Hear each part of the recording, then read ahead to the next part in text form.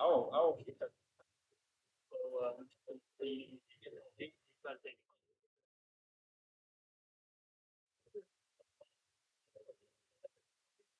yeah.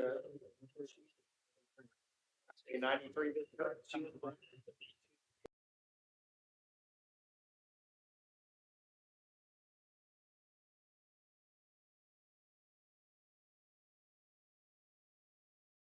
Good morning, everybody. Can everybody hear? We're going to get started. It's almost 9 o'clock. By the time I get done announcing this, it will be 9 o'clock. Jimmy, we're good to go. Rolling, good. Okay, welcome, everybody. Today is August 13th. We are here for our regularly scheduled first Tuesday of the month Commissioners Court meeting of Karnes County. We do have a quorum present. Let's stand for prayer and pledge, and we'll get started. Lord, we come for you now. We thank you so much for the blessings that you give us. We thank you for this day. We ask that you bring us some rain and be with Commissioner Dupnick as he's going through his struggles. Keep him in your prayers, folks. We ask, Lord, that the direction and the action today glorifies you in your name and also in everything that we do, Lord. In your name we pray. Amen. Amen. I pledge allegiance to the flag of the United States and to the republic which stands one nation under God, indivisible, liberty and justice for all. Okay, Ms. Sweezy, do we have any citizens signed up to be heard this morning? None. We will move to item number 6. Discuss, approve, disapprove the order regarding transporting of juveniles for Karnes Wilson Juvenile Probation Department. Commissioners, you have that in front of you. We had a Karnes Wilson Juvenile Board meeting a couple of weeks ago. And then last week, we got the order. Judge Dillingham put this together. And this is just outlining going forward how we will transport juveniles to from doctor's appointments, any transportation for juveniles, and y'all have that in front of you. I don't know if y'all reviewed it, but. Make the motion to approve item number 6 as presented. I second. All right, we've got a motion and a second. All those in favor signify by raising your right hand. Anybody opposed? Motion carries. Item number 7, discuss, approve, disapprove allowing BTX to apply for broadband funds on behalf of Karnes County. We have a familiar face here with us. Pam Wagner is with Half right now. And out of the blue, I got a phone call last week from Pam, and everybody knows the broadband struggles that we've been having. And she said, hey, Karnes County was awarded some money, potentially was not awarded money yet, but identified as a county that is lacking in broadband.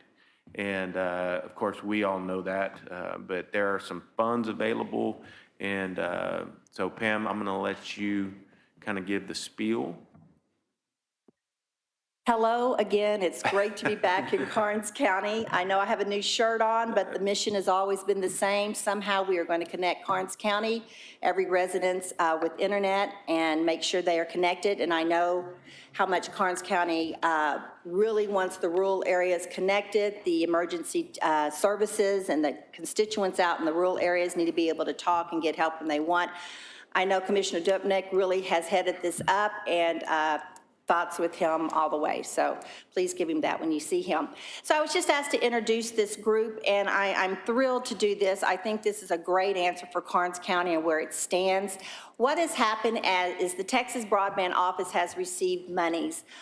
There's really 2 pots of monies. The one we're going to talk about mostly is from the CARES Act that you're probably familiar with, and they have a lot of money left over that they need to give out to counties and entities to provide broadband. That's what the money is for, the infrastructure of broadband.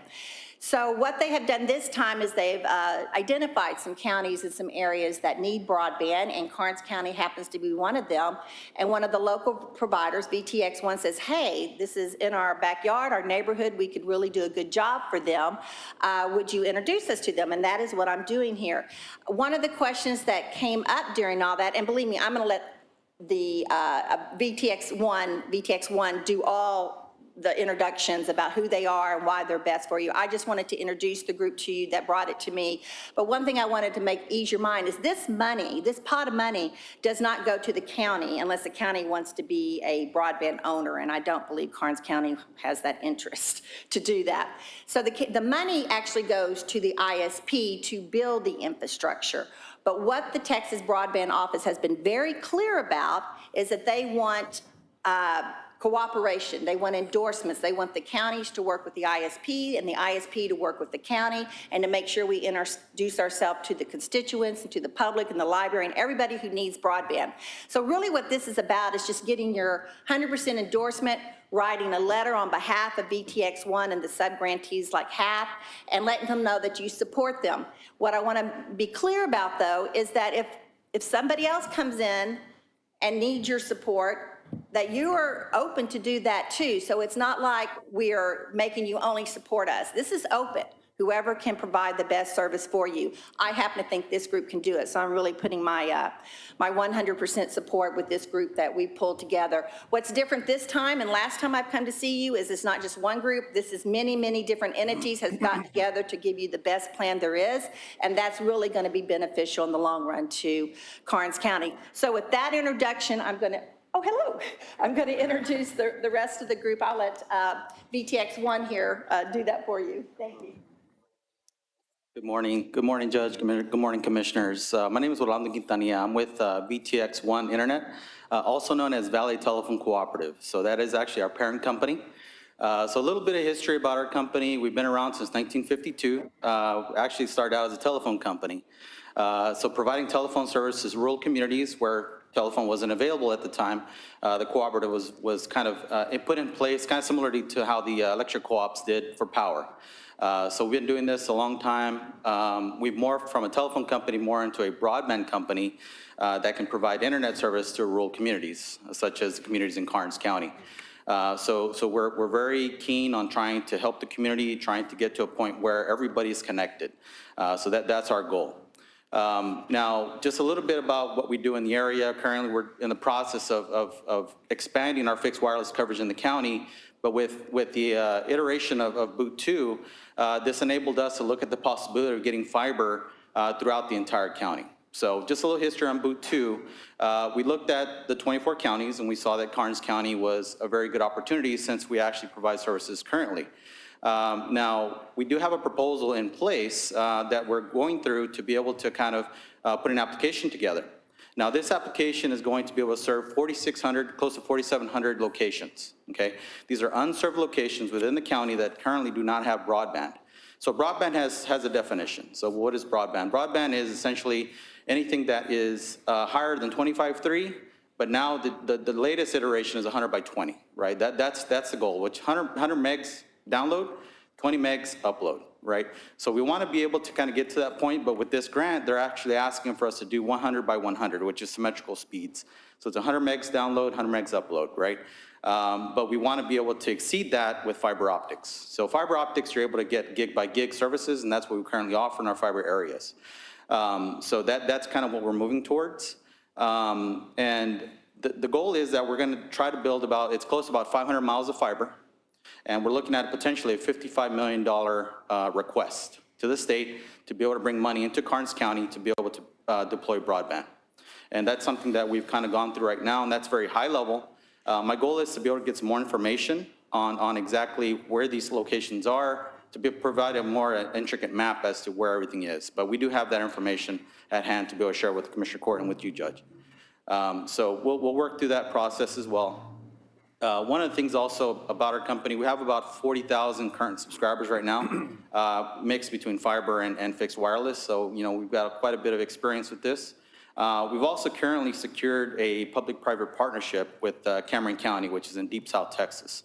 And our goal was to make these partnerships, to be able to go after money like this, to be able to make sure that we can make a big impact on the community. You know, like Pam mentioned, you know, we're not in the process of trying to build a partnership, you know, for this opportunity, but we want to be able to kind of get your support through this endeavor. But also, we want to make sure that it's understood that any other provider that comes in and asks for this is a similar request, can be met. So at no point this is exclusive to VTX, but we would like the support of the Commissioner Court and the county judge. And that was my concern whenever I first talked to Pam, and we had a Teams meeting last week with the gentleman here, Pam. We had, a bunch of us were on there, and talked to Mrs. Tapia, and I said, look, I just want to make sure that by the court endorsing VTX to be able to go after these funds, that we're not excluding, we're not skipping the RFP, RFQ process. And Ms. Tapia said, no, in this situation, you're not, so this is fine. So, yeah, Sounds we're great. excited. Awesome. I'm Sounds good. excited, All right. So I'm going to go and hand it over to Guillermo. You want to mention I really anything? don't have anything else unless you all have any questions. This is a pretty straightforward project. As Orlando said, they have 40,000 clients across South and Central Texas currently, and another similar project that the extended group worked on. We passed 28,000 homes just in the last 2 years, with 10,000 of those already subscribed, which is the national model. So again, we know what we're doing. We want to do well by the county. Congratulations, by the way, on Yeah. the success. Yeah, Just driving around, you hear about Karnes County, but driving around, seeing all the infrastructure that y'all have put in is really, really impressive. And having the foresight y'all have with these monies and this boom is to be commended, sir. And another thing about this specific round of funding is, whereas last year it was spotty, this will encompass all of Karnes County. That's right. So That's right. I'm excited about it. I'll leave it open to any questions. Any questions I might have, the judge answered when he was speaking right now, so I'm okay with it. Sounds good. Thank you. Thank you, Commissioner. Thank you, Commissioner.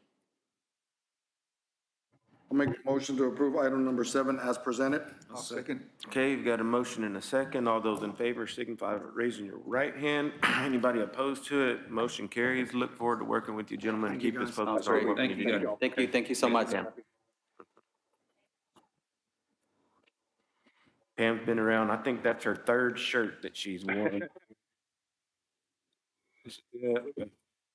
Yeah, good.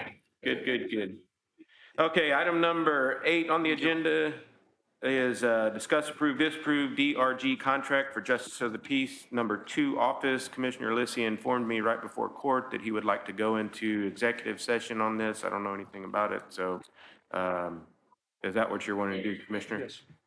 Okay, so it is 9:11, and we will convene into executive session.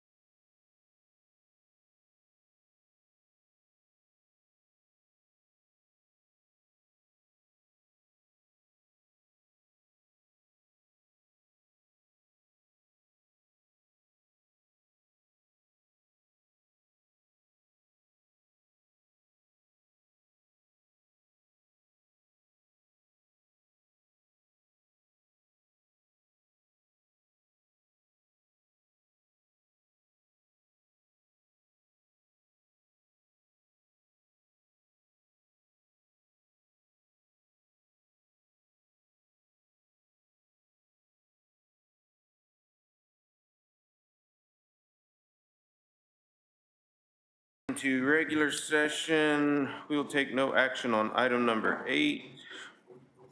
Item number 9, discuss approve paying out of overtime for all eligible employees on September 27th, 2024. Bye.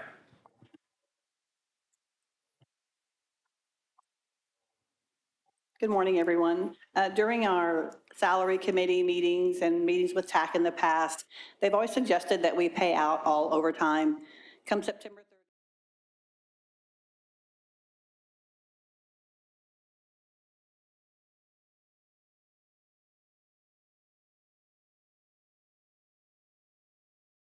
The liability to the county, including the FICA, Medicare, the retirement would be $20,445.37.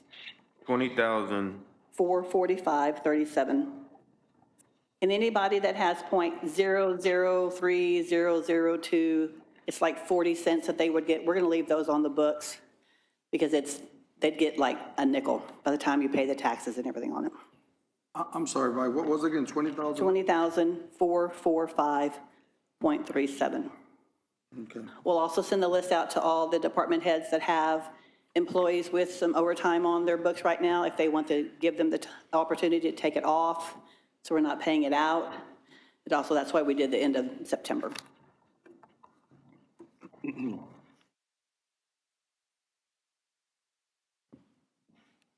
I will make the motion to approve item number 9 as presented with the amount of 20,445.37.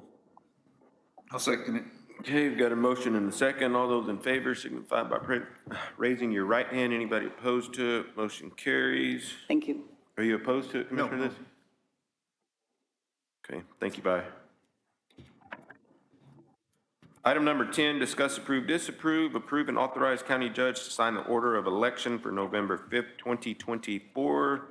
General election. Beth is not here. She asked me if I would present this item, and I gladly will. This is just a notice of the order of election for November general election for county officers. The list of the offices on the ballot are going to be the district attorney, 81st Judicial District, the county attorney, sheriff, tax assessor, collector, county commissioner, precinct 1, county commissioner, precinct 3, constable, precinct 1, constable, precinct 2, constable, precinct 3, and constable, precinct 4. Early voting by personal appearance will be conducted at the main early voting location, which is Karnes County offices on the square in the multi-purpose room.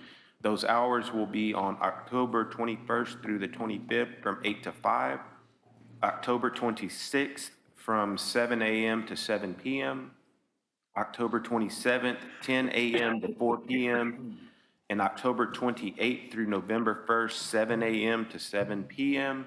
There are some branch early voting location at the Kennedy City Hall Auditorium.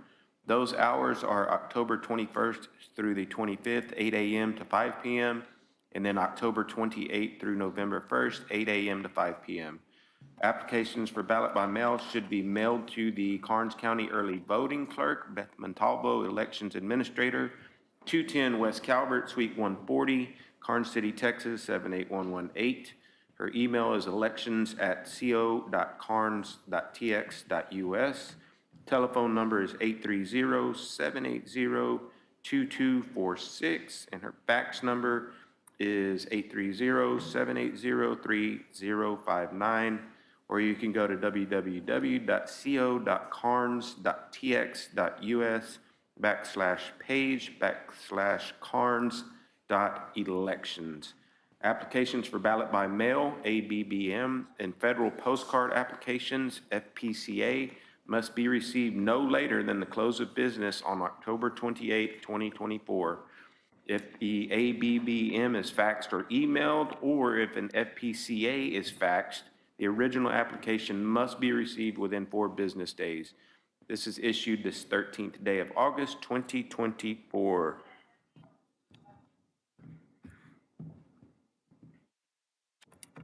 Need a motion to approve or disapprove. I move that we approve item number 10 as presented. Second. Okay, got a motion and a second. All those in favor signify by raising your right hand. Anybody opposed? Motion carries.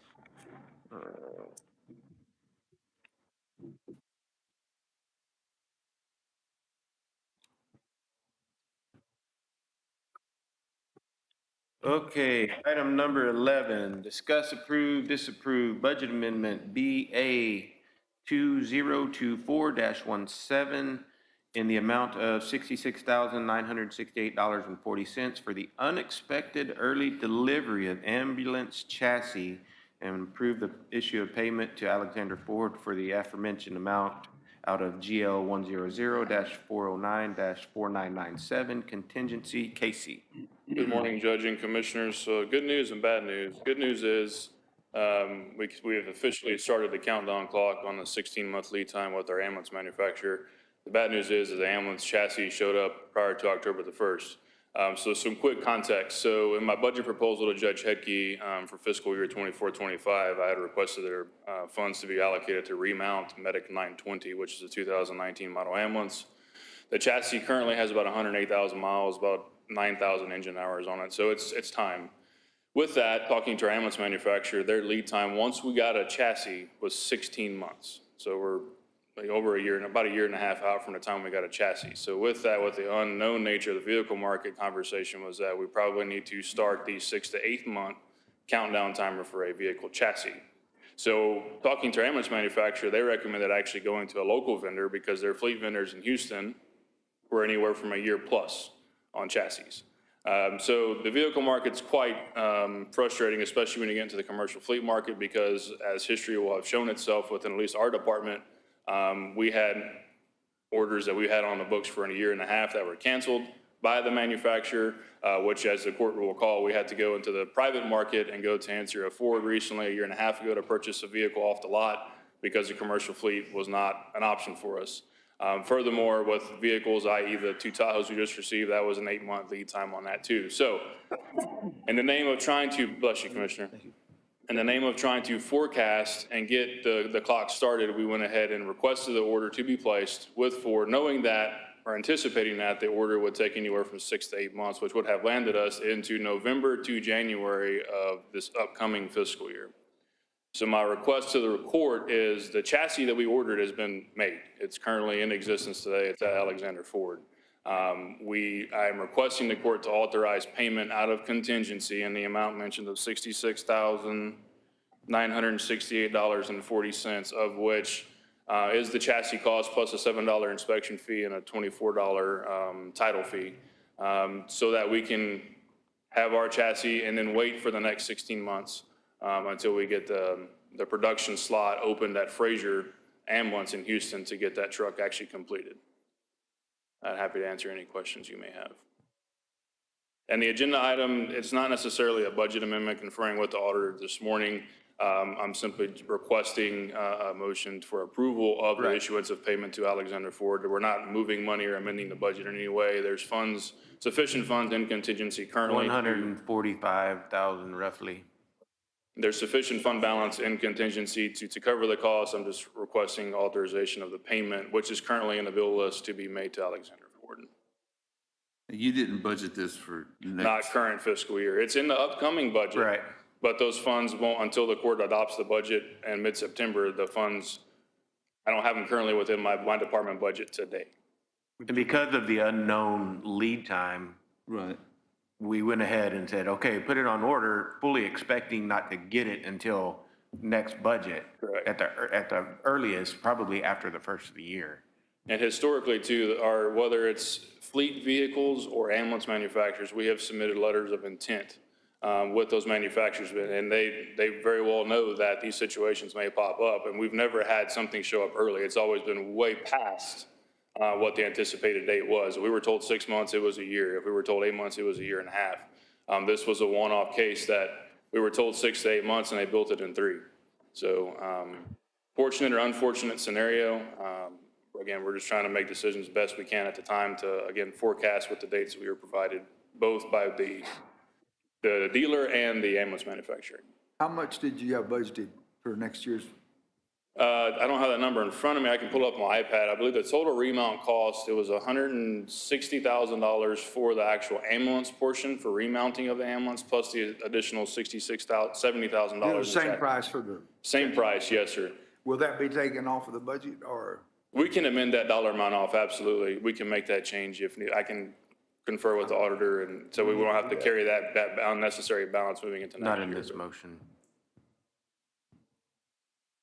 It's just paying Alexander Ford out of contingency. Make the motion to approve item number 11 as presented. Second. Okay, we've got a motion and a second. All those in favor signify by raising your right hand. Anybody opposed? Motion carries. Thank you, Casey. Thank you, Courtney. Thank you. Item number 12, discuss, approve, disapprove recommendation by KCRB Engineer to extend the contract listed below through fiscal year 24 through 25 at current terms, conditions, and pricing. FY 23-24 roadside herbicide application contract with Antex Integrated LLC. FY 22-23 bulk road material procurement contract with Colorado Materials LTD. FY 22-23 bulk paving materials procurement contract with Colorado Materials LTD. FY 22-23 drainage materials procurement contract with Mayfield Pipe and Lumber LTD. Wayne Giesler. Morning, Court. This is our normal end of the year scramble to get aimed at next year, getting next year going. All these contracts, there's actually about 5 more of them that we're still reaching out to our vendors on, but with the exception of the first one, which is a herbicide contract, that's a service-based contract, which we use to spray the roadsides, apply a herbicide. The other 3 are arguably our largest and most important materials contracts. They include our limestone base we supply for our construction projects, our paving materials that we use to put rock down. They're basically paving rock that we use to put down on the roads, and our drainage materials, which we are basically culverts and some prefab concrete ends. So these are those prices for those last 3. They've been in effect for 2 years. We're going to be able to hold prices established 2 years ago for 1 more year. So it's a pretty sweet deal, pretty good contracting, and we just need you to authorize us to extend them, and we'll get them extended with the contractors and the vendors.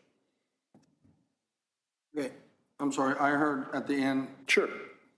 2 years?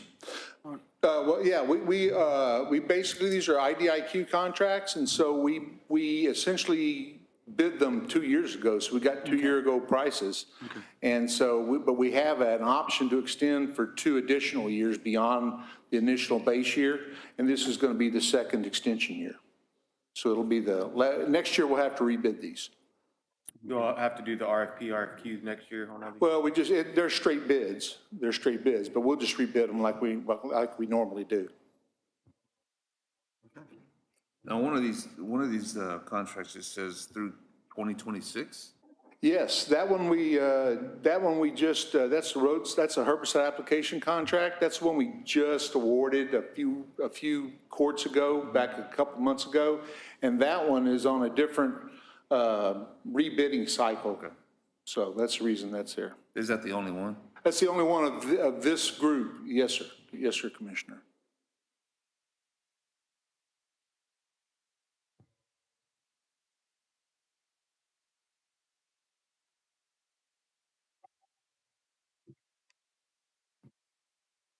I'll make the motion to approve item number 12 as presented to extend the contracts. I'll second it.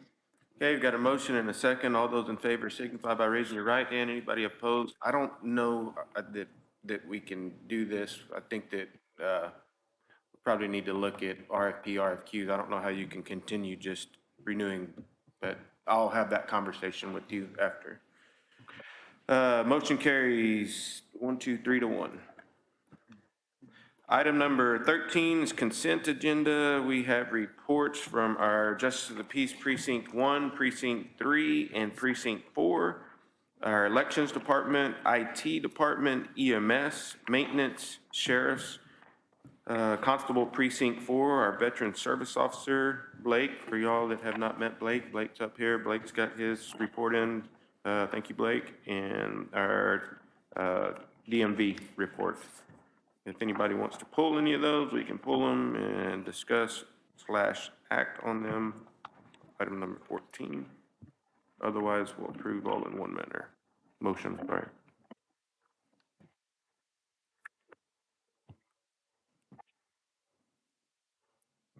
Make the motion to approve the consent agenda?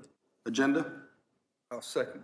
Okay, got a motion and a second. All those in favor signify by raising your right hand. Anybody opposed? None. Motion carries.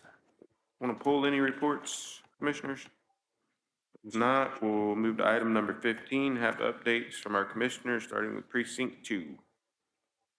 See, we put a lot of hours in, going over the budget, and, I meet every morning with the road and bridge and go over things that's going on in precinct 228. The drainage is almost finished, and checked with them this morning. They should start priming it, Thursday or Friday. And, been meeting with citizens about their concerns and had a lot of complaints about, FM 887. They were diverting traffic on our county road 229, and there was concerns about the bridge there being overloaded, but I spoke to our road and bridge engineer, and everything was good. So, that's about it. Okay, Commissioner Precinct 3. Worked on the budget these last few weeks, had quite a few meetings with the engineer, phone conferences, and checked on some of the work that the road and bridge did out there. Thank you for the good work, the great work that y'all do. Cleaned up some areas that needed to be cleaned up, so that's about all I have. Okay, Commissioner Geisler, Precinct 4. So, County Roads 3, 11, 3, 12, 13, and 14. I know there's quite a bit of construction going on those. I've been working with the road and bridge engineer on that as well. I know culverts going in on 335 and 336. Also, budget pretty much consumed most of my time.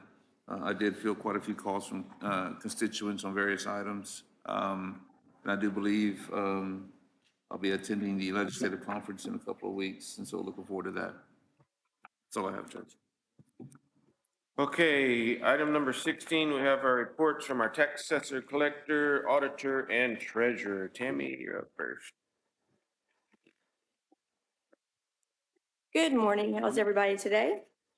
Great. For the month of July, the collections for the county M&O was, I did not highlight these. Okay, for the current month to date, it was $30,221.86. The current year to date was $21,679,407.38 with a collection rate of 99.03%. Last year at this time, it was 99.27. That's a difference of 0.24%, a decrease. That was due to a refund due to a court order that we had to pay out. When I left the office this morning, the collections were 98.92. For the delinquent month to date, it was $7,233.60. The delinquent year to date was $71,998.81 with 14.83% collected. On the delinquents, the county INS delinquents, the month to date was $8.05. The delinquent year to date was $402.49 with 4.77% collected. On the road and bridge, the current month to date was $4,865.34. The current year to date was $3,497,414.04 with 99.03% collected. The delinquent month to date was $1,473.50. The delinquent year to date was $14,488.81 with 15.38% collected. Out of the top 100 outstanding, I'm sorry, out of the top 100 collection, there's still one outstanding. Everybody else is paid out of the top 100. There's just that one left.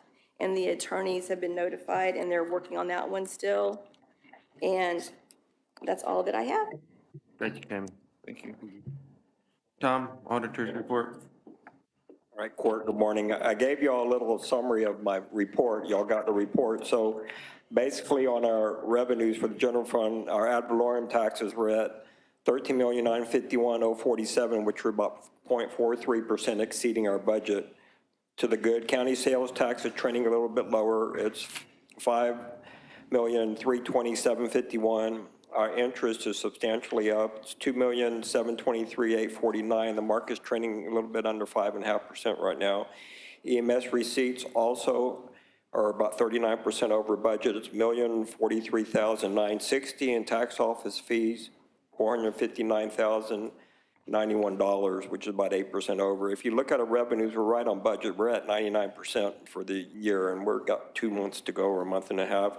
Our expenses, we should be at 83.33% for the first 10 months. We've only spent 50.72%. So as I've always say, everyone's very prudent with their budgets and paying attention to them. Non-court bills, which is the last page of my report, was $14,686,463.90, which primarily is GEO, is $13,545,603.94. We had 2 payrolls of $554,292.16. Payroll taxes, insurance, retirement, $455,213.69. Utility bills, $46,126.51. Then other items, which was our quarterly reports to the quarterly payments to the state, and other items were $85,227.60. Our investments decreased by about $6 million. That's primarily because of GEO. It's an in and out. We get the money at the end of June. We paid it out the first week in July. So Texas class, we had $30,448,288.97. Tex pool, $33,893,796.57. Then multi-bank, which is Persian, was $31,216,100.13. So we had at the end of July, $95,558,185.67 invested. Thank you, Tom. Bye. Got the treasurer's report.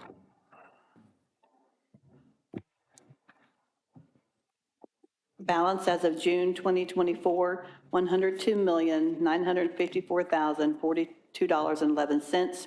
Receipts for the month of July 2024, $35,003,169.44. Disbursements for the same time period, $40,776,906.88. For an ending balance as of July 31st, 2024, $97,180,304.67. Item number 17 is discuss/take action on regarding the treasurer's report. I'll make the motion to approve the treasurer's report as presented. I'll second it. Okay, we got a motion and a second. All those in favor of approving that, raise your right hand. Anybody opposed? Motion carries. Item number 18, discuss/acknowledgement of personnel changes. This is all departments reporting. We have a new hire in the Road and Bridge Department, Maintenance Tech 1. No personnel changes. We did have a resignation/termination in the Sheriff's Department, one of the jailers. No retirements. We are currently hiring for the Tax Office Deputy Clerk, Road and Bridge Maintenance Tech 1, Road and Bridge Maintenance Equipment Operator. Karnes Wilson Juvenile Probation Department is looking for a case manager and a QMHP and a ropes facilitator. We need Sheriff Patrol deputies and Sheriff's Department courthouse security. This report is current as of the 6th of August, which was the agenda deadline. Item number 19, payment of bills.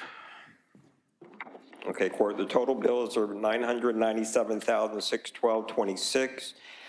General fund is $200,709.24. Majority of that, or half of that is, I'm sorry, almost half of that is that ambulance that y'all just approved for us to pay for.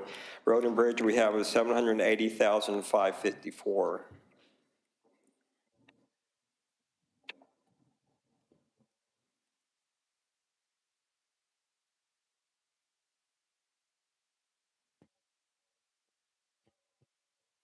Make the motion to approve payment of the bills as presented. I'll second. Okay, got a motion, a second to pay the bills. All those in favor signify by raising your right hand. Anybody opposed? Motion carries, pay the bills. Item number 20, acknowledge the Commissioners Court will meet on August 27th, 2024, 9 o'clock in the morning in the Karnes County Multipurpose Room. That's right down the sidewalk, located at 210 West Calvert, Suite 150, Karnes City, Texas, 78118. Item number 21, need a motion to adjourn. I move to adjourn. Second, the judge. Okay, thank you all for coming.